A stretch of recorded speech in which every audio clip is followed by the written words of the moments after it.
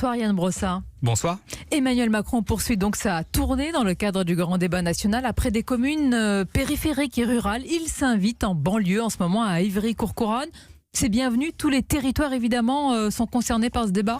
D'abord, je pense qu'on peut remercier les Gilets jaunes parce que Emmanuel Macron découvre, grâce à la mobilisation des Gilets jaunes, qu'il y a des maires. Il est allé voir des maires, il découvre qu'il y a des partis politiques d'opposition et maintenant il découvre qu'il y a les banlieues. Après, soyons honnêtes, la seule banlieue qui puisse se satisfaire d'Emmanuel Macron, c'est Neuilly.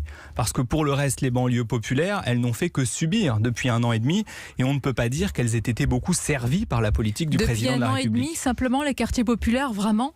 Ce n'est pas depuis beaucoup plus ? Évidemment qu'il y a des difficultés dans les quartiers populaires qui remontent à il y a très longtemps. Simplement, Emmanuel Macron n'a strictement rien fait pour les quartiers populaires. Vous savez, je connais bien les enjeux du logement puisque je m'occupe du logement et notamment du logement social à Paris.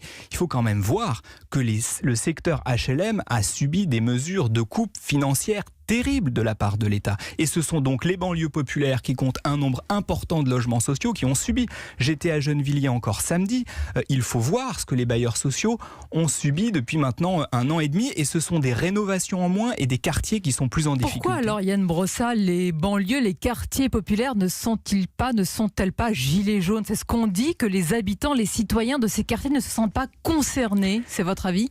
Ils ne sont peut-être pas gilets jaunes, mais ils partagent une colère très forte à l'égard du président de la République et de sa politique. Partout où je vais en banlieue, je vois des habitants qui en ont ras-le-bol de ces politiques d'austérité, de voir les services publics disparaître. Pardonnez-moi, les plans banlieue, je ne vais pas compter les milliards ni énumérer les plans banlieue. Il y en a eu, peut-être qu'ils sont allés dans les mauvaises poches ces milliards, mais il y en a eu. C'est de l'argent déversé. Ce que demandent les habitants de banlieue, ce que demandent les quartiers populaires, c'est simplement l'égalité. C'est être traité comme les autres. C'est avoir des services publics comme les autres, avoir des écoles qui fonctionnent comme les autres. Et cette revendication d'égalité, Emmanuel Macron ne l'entend pas. Égalité, pourtant Yann Brossard, certains ont dit justement qu'à force de multiplier les plans banlieues pour ces quartiers populaires, eh bien on a justement oublié la France périphérique, la France profonde, la France rurale, et qu'elle a été la grande oubliée des politiques publiques.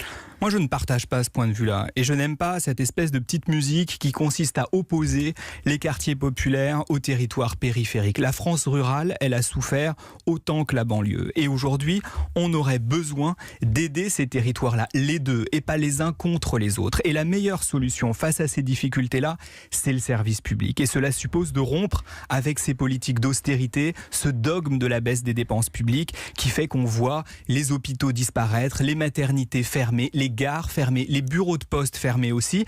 Ça, c'est une mauvaise politique.